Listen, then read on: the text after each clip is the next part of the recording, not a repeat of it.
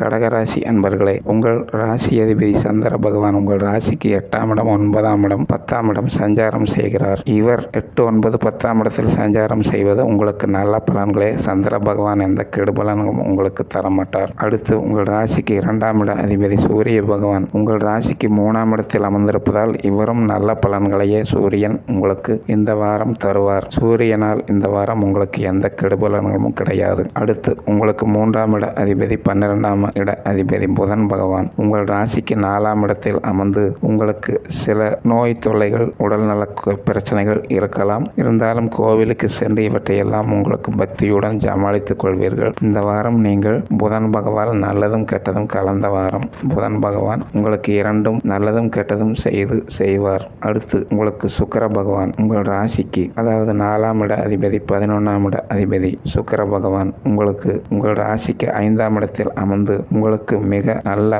பணவரவுகள், தனவரவுகள், தொழில் வரவுகள், புத்திரர்களால் பெருமை இவையெல்லாம் உங்களுக்கு இந்த வாரம் நடக்கும். மொத்தத்தில் கடகராசிக்கு சுக்கிரனால் எந்த கெடுபலனும் இந்த வாரம் இல்லை. அடுத்து குரு பகவான் உங்கள் ராசிக்கு இவர் 11ஆம் இடத்தில் அமர்ந்திருக்கிறார். இது உங்களுக்கு மிக நல்ல பலன்களை தரும். உங்களுக்கு ராசிக்கு 11ஆம் இடத்தில் குரு பகவான் அமர்ந்திருப்பது இருந்தாலும் அவர் பின்னோக்கி மேச ராசிக்கு வக்கரமாக இருப்பதாலும் எந்தவித கெடுபலனும் உங்களுக்கு அதிகமாக இல்லை. இந்த வாரம் குருவால் உங்களுக்கு தொல்லைகள், எந்த பிரச்சனைகளும் இல்லை. அவர் நல்லதே செய்வார். அடுத்து சனி பகவான் இவர் இந்த ராசிக்கு 8ஆம் இடத்தில் அமர்ந்து இவர் உங்களுக்கு கடுமையான பலன்களை, கெடுபலன்களையே செய்வார். இந்த வாரம் சனீஸ்வரரை நீங்கள் வேண்டி விரும்பிக் கொள்ளுங்கள். கடகராசிக்கு சனீஸ்வரரால் நல்ல பலன்கள் கிடையாது. அடுத்து உங்களுக்கு 9ஆம் இடத்தில் ராகு பகவான் இவரும் உங்களுக்கு நல்ல பலன்கள் வழங்க மாட்டார். ராகு பகவான் உங்களுக்கு 9ஆம் இடத்தில் அமர்ந்து உங்கள் தந்தை வகை உறவுகள், உங்களுக்கு பிரச்சனைகள், அவர்கள் வகை தொந்தரவுகள், அவருக்கு உடல்நல பிரச்சனைகள் இருக்கலாம். இவற்றை